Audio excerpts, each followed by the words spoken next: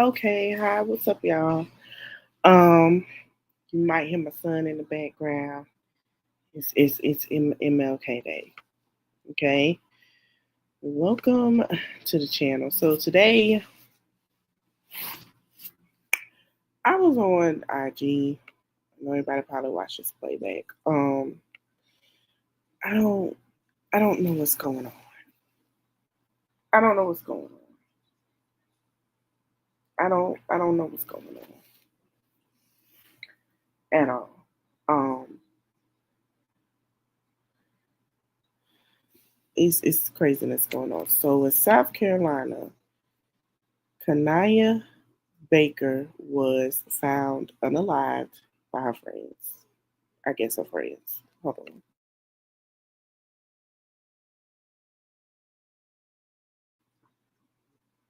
on. Um, she was 13 years old. Now, I am going to play what happened. Basically, she was found bludgeoned and unalive, and we're going to get into the extra details in this video. This happened in South Carolina, I believe, this morning. Okay, her foster mother reported her missing, and um, the details with this one is very horrific too. I don't know what's going on. The two teenagers that did it were two teenage girls. They were 15 and 16, and one had on she took her house arrest bracelet off and went to find her. Okay. I don't know what's going on, y'all. Excuse me. I just don't know.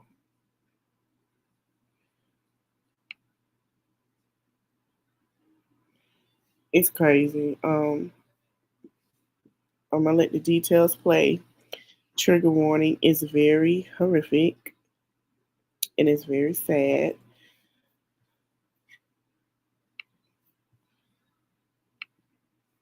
Hold on, let me get my screen share.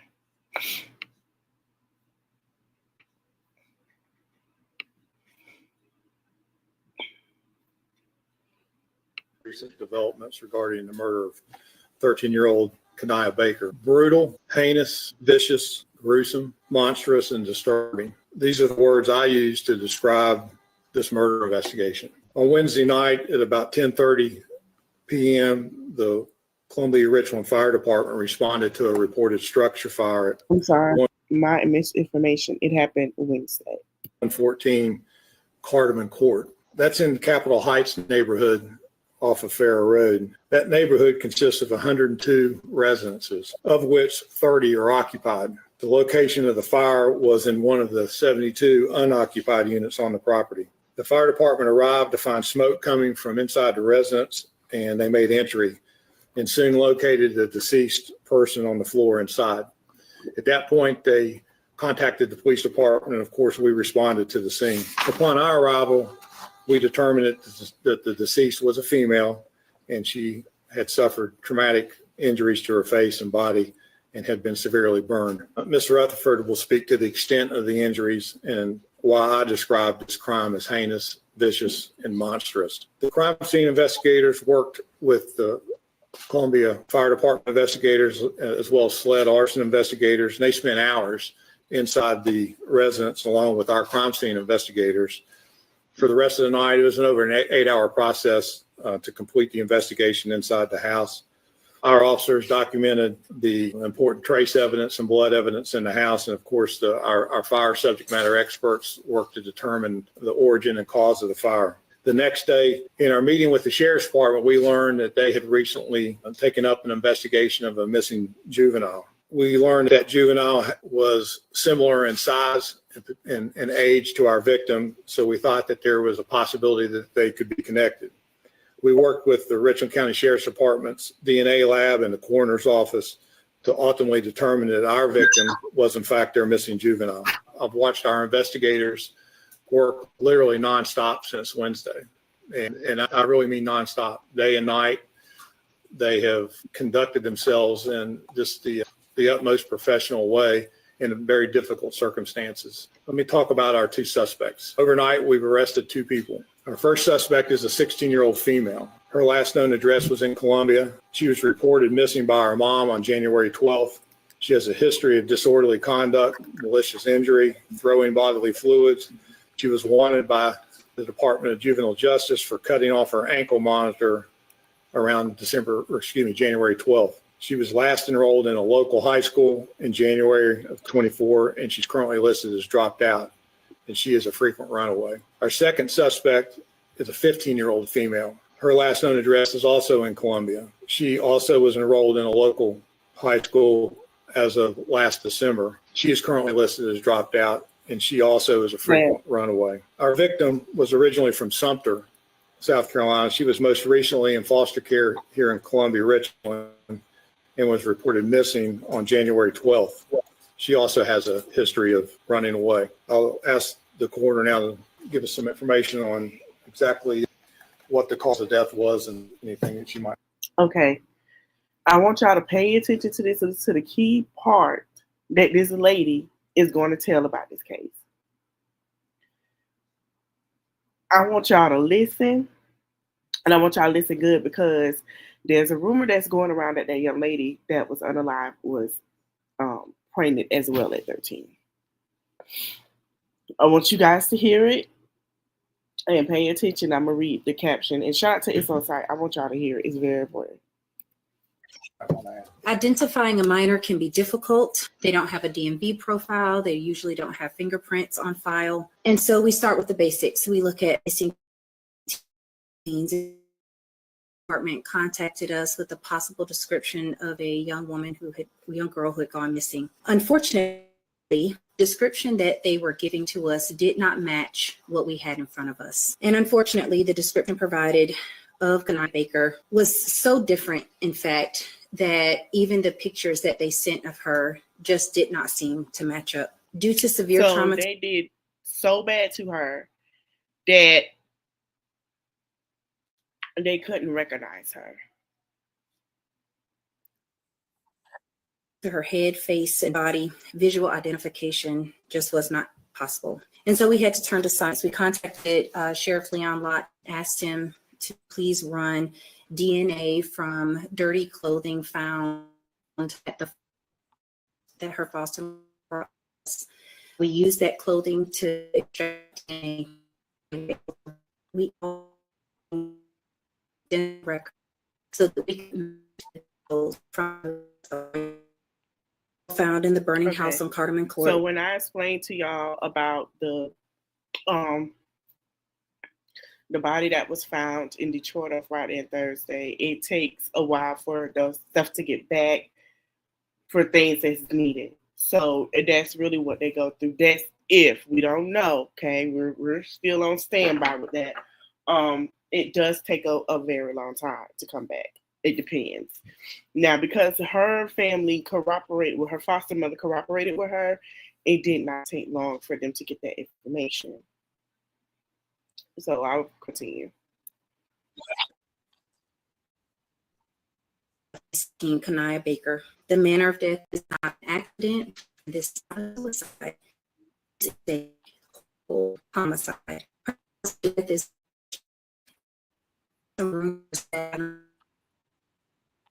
outlets who have called. Here's the thing.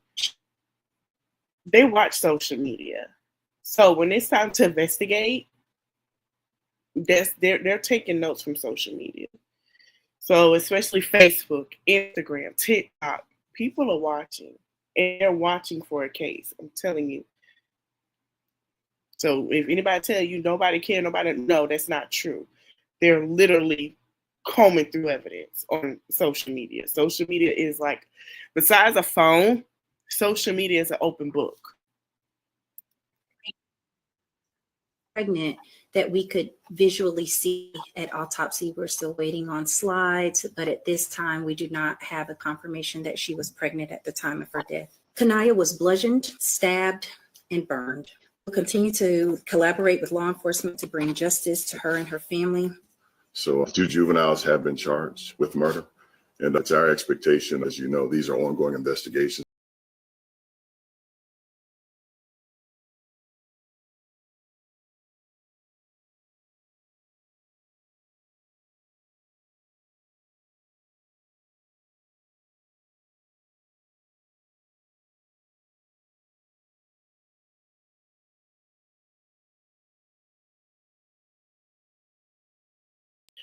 Sorry, guys, it went out. I'm so glad you guys are here. So, basically, I'm gonna read it to y'all. It's two teenage girls have been arrested in connection with the shocking murder of unaliving a 13-year-old Kanaya Baker, whose body was found in a vacant home in Columbia, South Carolina, on January 15, 2025.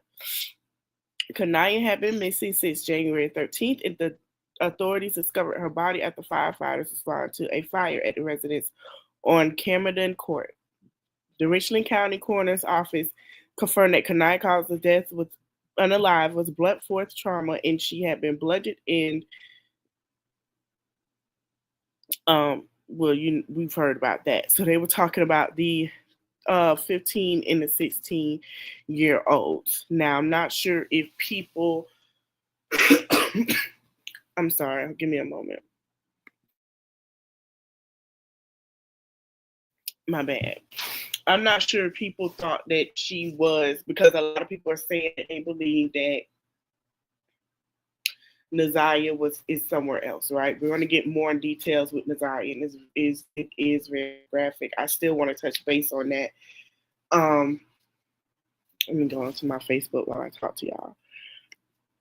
It's very disheartening to see young girls, young women being unalived or missing, just like the young lady that with the baddies that said she was going to baddies at the time when they were filming.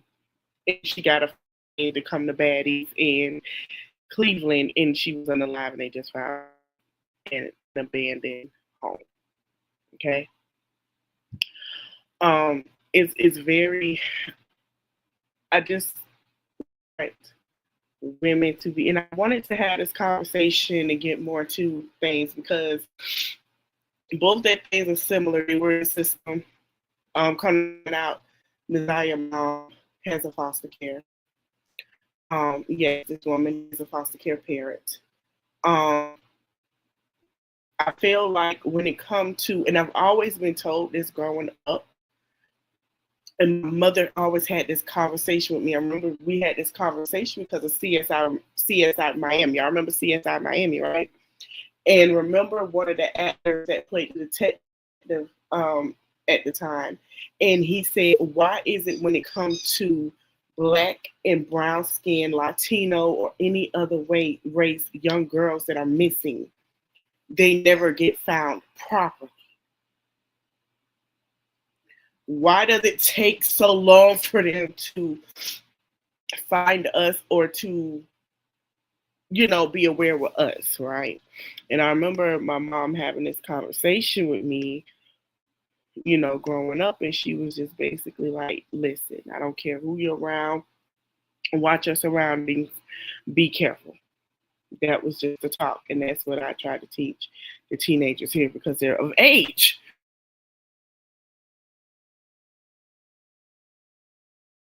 My niece will be 16. So I try to teach them, and I try to encourage my friends and everyone, like, be careful. And I'm not trying to make it about race, but it's just a thing that was, it's very serious. And, it's very sad because it's nowadays I'm seeing more reports for children and young girls being missing than anything and no answers. And it's very, very sad. So we're gonna move on. We're gonna go back. Once I get more information on that young lady, on her, I will be reporting more about her too. We're gonna move on with Naziah. Okay, the more, like I said before, the more this case come out, the more it unravels.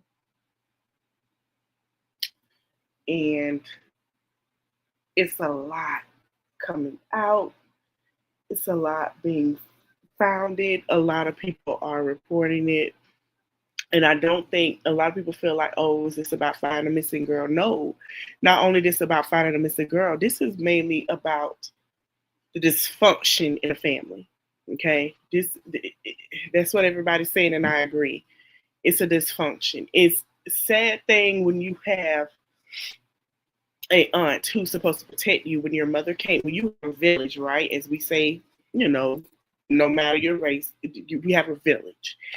And your village is supposed to protect you. That's your father, that's your grandparents, that's your mother, your aunt, your uncle. That's your village.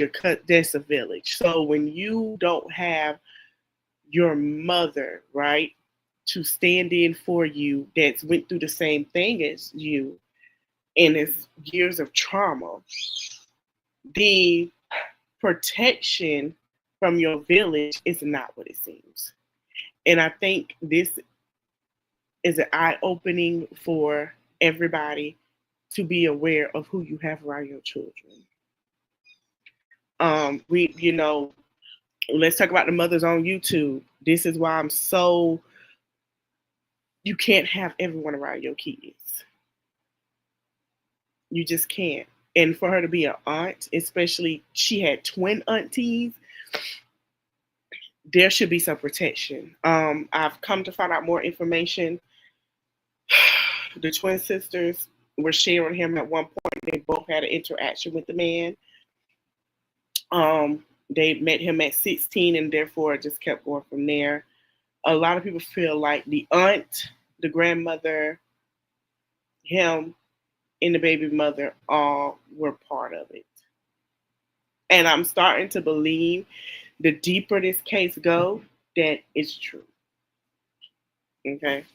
So we're finna get into some things over here. Let me go to Facebook.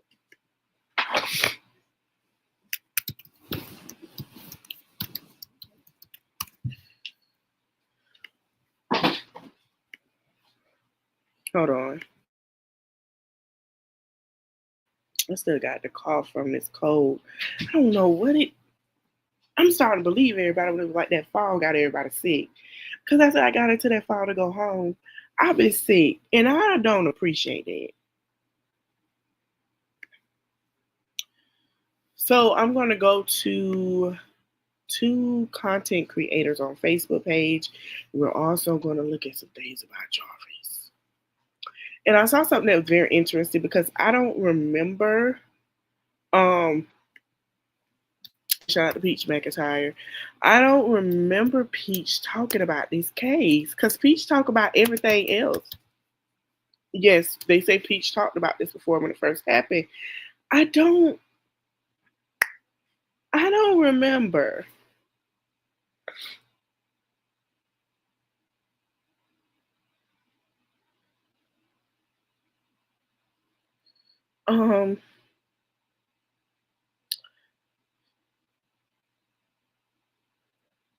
Wow, it's people that know him, where they're from.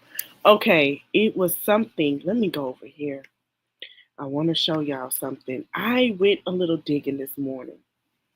And I decided to go live now because I haven't had that much sleep since I've been talking about this case. For some reason, I just haven't. I don't know. This little girl's spirit won't let nobody rest. But I feel like that's what that is. And it's just something that this little girl spirit is trying. I feel, I'm going to put it to you like this. Anybody that's talking about it, a lot of people say they have Phil Cosmo been on their mind. That young lady is not resting. And for her to, however she doing it, she want her story to be heard. And I'm just telling you on the way I've been feeling, she's not resting until justice is served. Oh, so that's his page. See, I knew it was private. Hold on. It's a post where it is saying, allegedly, that Jarvis Butts, when it would go for count, that he's been in jail quite a few times. It is allegedly saying that Jarvis Butts has messed with children, low self-esteem women, and men. I'm trying to find his post. There's a post that was saying that when he was, and it was a guard that talked about it, that said when he was in the, I guess for counts, in like prison or jail or so, allegedly he was giving transactions to men. That's what they're saying. They're saying that he was giving transactions to men, and he's very homosexual. He's very bisexual. He loves men and he loves women. Okay. And also, okay, we're gonna say that. She was very much better in that video. I'm gonna see if I can find that post, but okay, here it is. Here it is. So, okay, this is by Lisa Carter. Lisa Carter has been covering the story as well. She is in Detroit, Michigan. There's a lot of people in Detroit that's been covering this story, and I want to give my kudos. It's a lot of people around the world that are covering the story, and I want to give it. And I've been wanting to cover the story, but every time I heard this story, I became more upset with the family because, first of all, this is a teenage girl. She's a newly teenage young woman. She can't make decisions for herself. Give me one moment. I'm sorry. She's learning. So there should be proper protocols of conversation with her about being groomed by grown men. And I believe the grandmother didn't care. The aunt didn't care. I'm not going to say the mother. We're going to get into the mother's interview with the mother as well.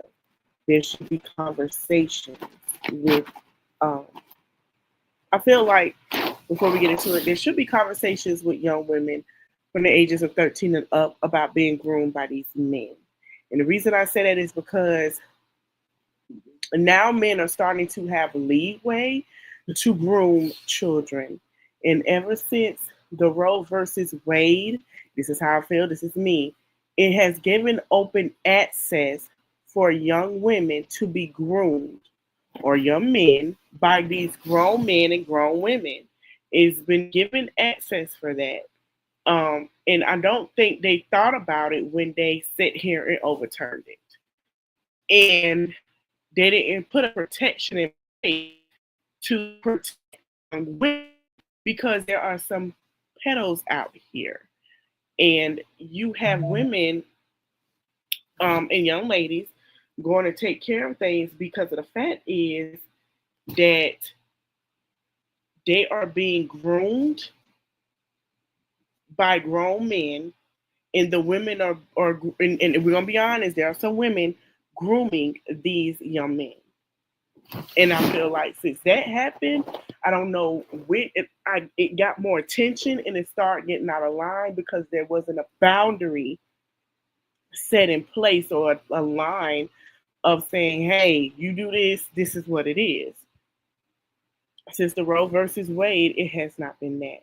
Okay. So we're going to read it. It said, Lisa Carter said this was said to me. It was just his teeth. Okay. She said, girl, between me and you, Jarvis hasn't been in the hole, nor has he had any incidents since he's been in the county. I can't publicly comment because I work there. However, it's true he keeps loads of money on his card and has multiple visits. Okay? Are from the baby mother, Shannon. Now, it also said that Shannon took that GoFundMe money and brought her car, and she put money on his books. So he's comfortable. Now, when this came out, the hearing, I believe, was last week. If y'all paid attention to that video on the hearing, Jarvis could barely walk. So this situation had to come about when these men knew who he were, and they took some kind of form of issues. So someone said, however, it's true he keeps loads of money in his card. It has multiple visits. Stay talking on his tablet, which costs. Keep loads of commissary and stay getting haircuts. We all been following this case in his house with guys who has committed the same similar crime as he did. They are housed by classification based on their crime. But here's the real tea. Naziah's uncle, which is Shannon's brother, worked there also and isn't allowed to work the unit that Jarvis is currently on. The reason he isn't allowed to work on that because it's a conflict of interest. Not only that, they believe that allegedly that Naziah's uncle, Shannon, the oldest one that the grandmother has at 11, would officially end that man. Okay, we're not gonna act like he won't. If he can't work it, that tells us all we need to know. It says Jarvis Butts was a very handsome man that preyed on unattractive women. He grew them to molest their daughters. Absolutely. We've had this conversation where I've talked about certain women and how I understand that women want to be loved, want to have relationships, but what women have to understand, if you are a mother, or even if you are a single woman, you are a target. And men like a Jarvis will target you. I don't know if you guys heard the story before TikTok left, but it was a girl.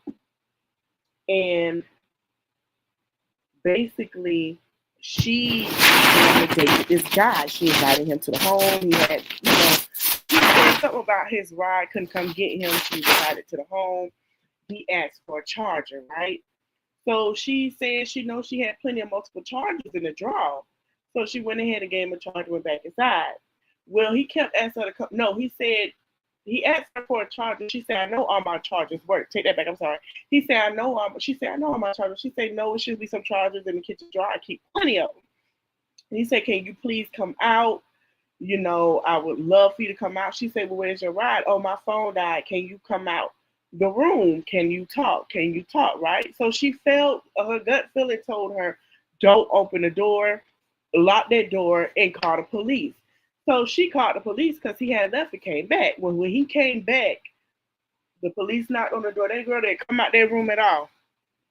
Baby, the police knocked on that door. She asked them, was it police? They said, yeah, come to find out. They asked, can she come out? I wanted you to see what he wanted to do to you.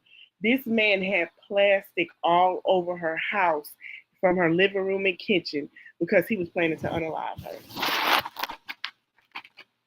He had plastic over the house. And then another one, this woman on a date with this guy at his house. He put some cream on her. And her back started to itch and feel funny. Well, she didn't feel comfortable. She's saying, you know what, I'm going to go. He's like, no, you can stay. She's like, no, I'm just going to leave. I'm going to go. So she contacted her brother. They went to the hospital. She started having an allergic reaction. Come to find out, he put some cream on her, some kind of way to easily take her skin off and unalive her. When they went she told the doctor at the hospital, then she gave him the address. Police showed up and there was girls, listen, be careful. It's too many stories like this. Be careful who you lay with. Be careful who you start a relationship with. You vet them. I don't care how long. I don't care if it's 6 months to 2 years. Okay? And if you get a gut feeling that that person is not right for you, you don't bring around your child. And you darn sure don't sit here and continue a relationship with you. They looked at this man.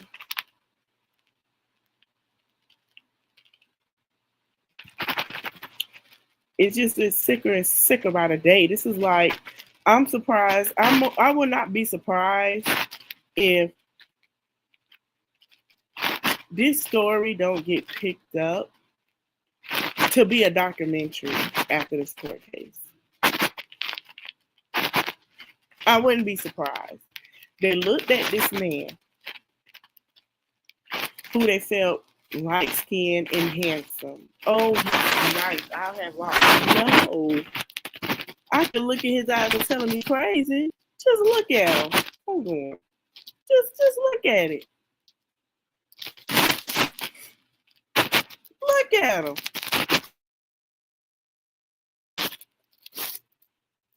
This man is crazy. Look at his eyes. I'm gonna go to his page. His eyes tell the whole story. I look at him and see that something ain't right. Something ain't right. There's no way. It's no way. Y'all gonna stroll with me. Now this okay, I don't know how true this is either. But I've heard this too. He has a child with his mother. Yep, she got pregnant by him when he was 13. So he is a victim who turned into a monster. And I pray they deal with him accordingly in jail. Has there been CPS involvement since he's in jail to make sure the other kids are okay? No. No, there hasn't been any CPS. No. But yeah, I'm trying to find that post. We're gonna go to his page. He does have 3 charges. Now, his charges can change. Like I said before, and I'm gonna say it again. If they get the evidence that they need, his charges can change. What they're going to do, and because I'm telling you, they're sitting here watching our videos, watching social media. 2 things. They're going to see if he has a mental issue first before the trial. Then, if he has a good public defender, they will see if he has an issue first. They'll make him go to counseling, however the case may be, right? Okay, they'll try to, his public defender will try to use that and say, hey,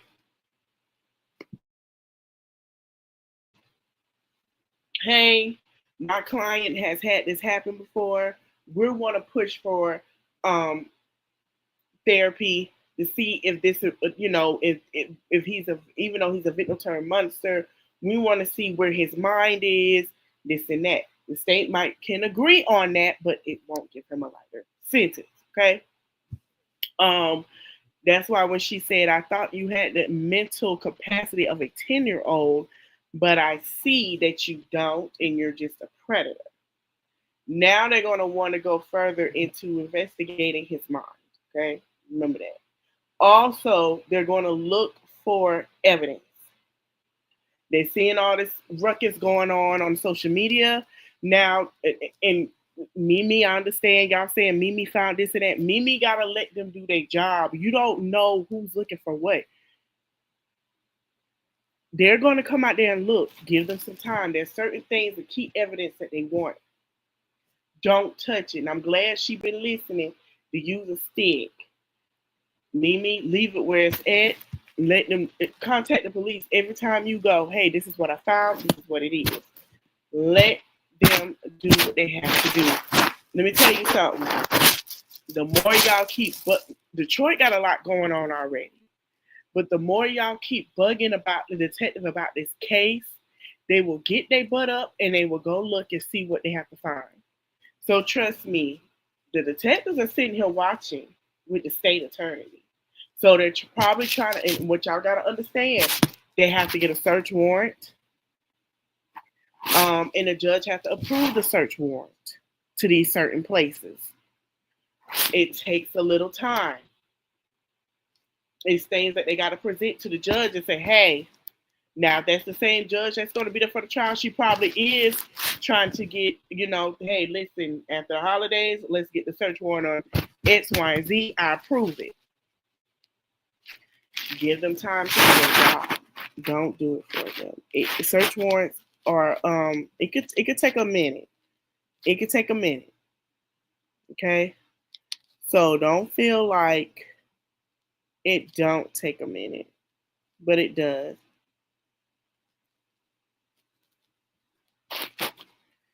Roxy also put a statement out, and she wanted people to understand because people were trying to come at her that she wasn't an active cousin and this and that. She said, this is from Roxy. Roxy said, if you just tune into the case, here are a few factors for you about me. I'm not her mother. I'm not her aunt. I'm her cousin. I never met Jarvis. I met her, and I'm not her immediate family. I was never in any of their homes. She said she hasn't seen Naziah since she was 2 or 3 years old. She do not live in Detroit, Michigan. She hadn't lived in Detroit, Michigan for 12 years. But she did, ever since what's going on, she has been coming out since January 11th while living out of state by a post that was made by Shannon, who's her aunt. I came to visit Detroit in December 2023 for Christmas holiday. I heard through various sources that the Harris family was doing minimal effort to spread awareness about Naziah's disappearance. We're going to get in that too. So she basically said she wanted to stop child predators. There is a interview going around. Let me go to my TikTok back up, y'all. You know, the Savior Complex. It had to be happening. Where Naziah's mother speaks. Naziah's mother did an interview. There's a thing where Roxy and Shannon went back and forth with a podcaster and they got into it. I was confused about how it turned on them. Well, how it turned, because what's so funny to me was Shannon came to Roxy with the information. Remember, we talked about that. And all of a sudden she turned on her. The brother, same thing. He wanted the money and turned it's just crazy. It's crazy.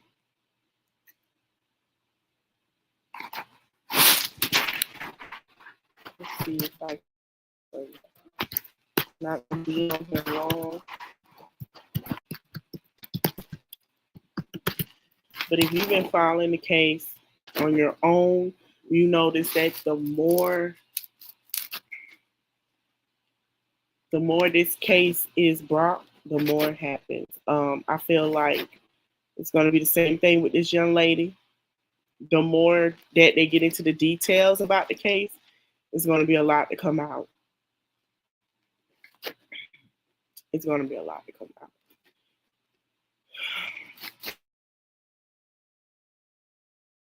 It's going to be a lot, and it's sad, y'all.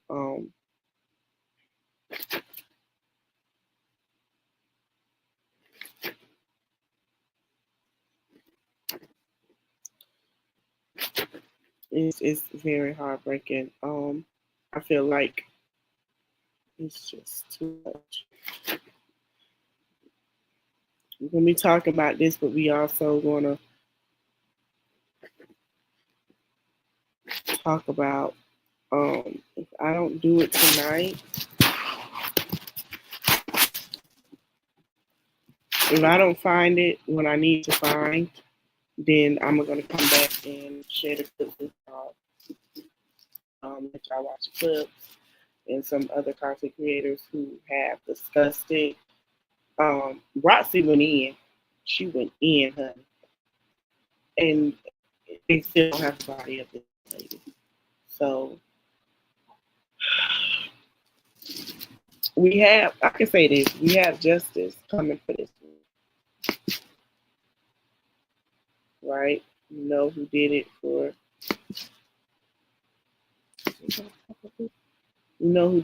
this young lady.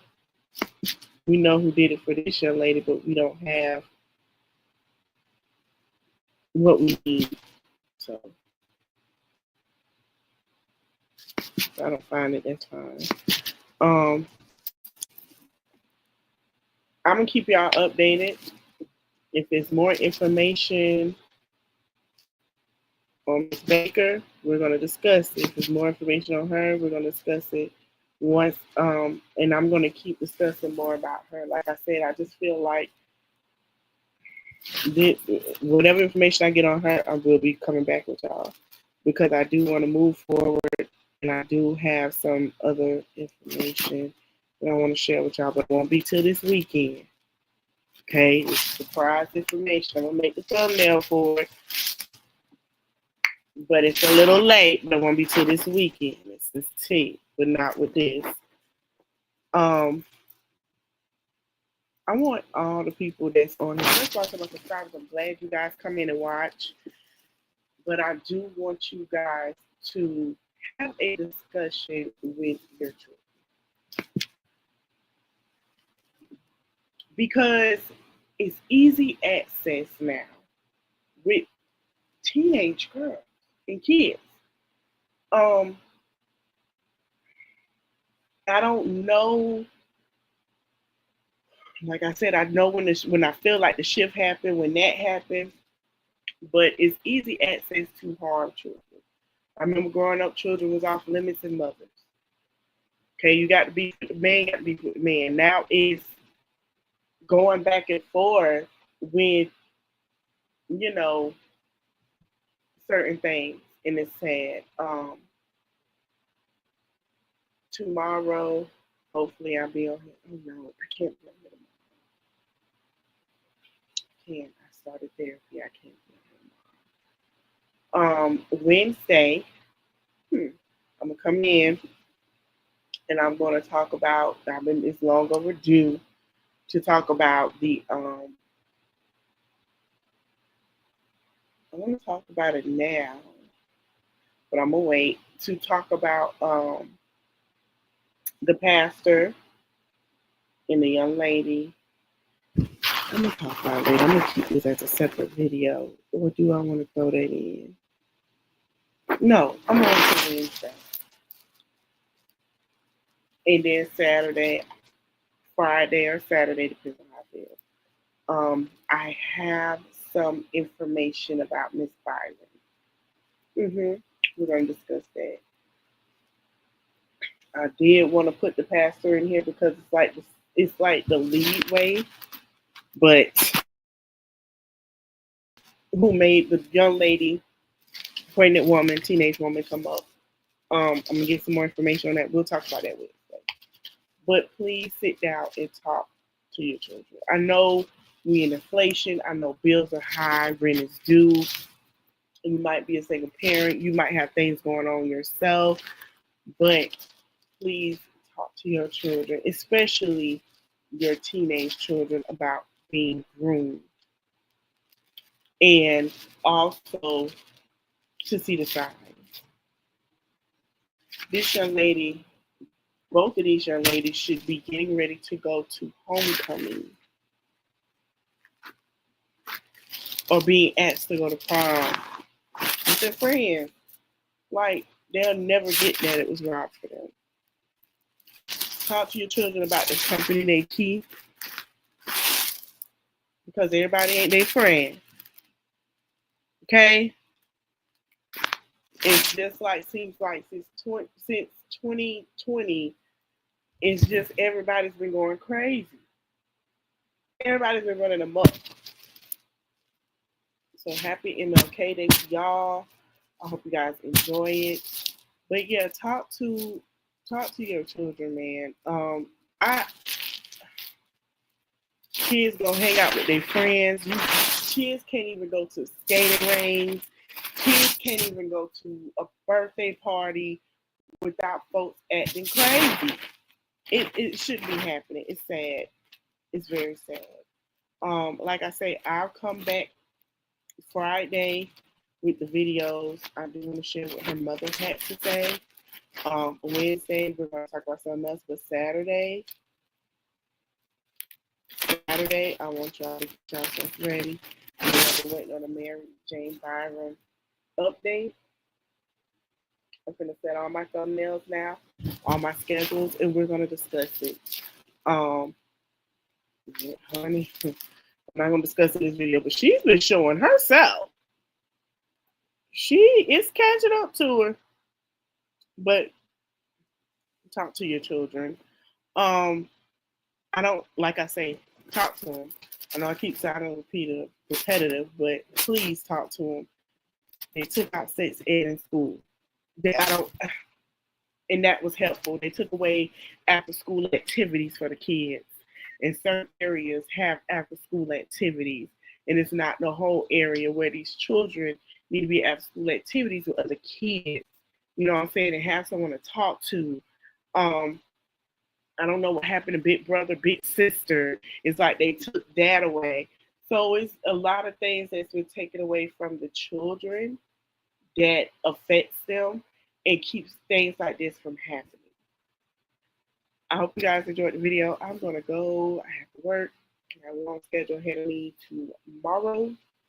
But yes, Wednesday, Friday, and Saturday, I will be posting. We got a lot to discuss. Friday, don't forget, I will be showing the interviews. We're going to go through the action of the interviews and podcasts and stuff. Wednesday, we're going to talk about the pastor and the young lady going up front to discuss her being pregnant and apologize to the congregation. And I'm going to be sharing also my story of the organized church and things that I've experienced as well. Yes. And also Saturday, we're going to finally do the Wendy recap because I ain't like how that last time started. And we're going to talk about Mary J. Bynum, Nelly and Ashanti and her fan base. We're going to talk about all that. So thank you guys for watching. Also, I know a lot of people are feeling like MLK Day is not to be celebrated. Still celebrate. That's the man that fought for us when we couldn't fight for ourselves. Malcolm X needs his day as well. Just not his birthday and Black History Month. I'm just being honest. Thank you guys for watching. Enjoy your MLK Day. I know the world is going crazy. Pray. And listen, next 4 years is going to be horrible. You better be like me and get a therapist. See you guys later. Thank you for watching.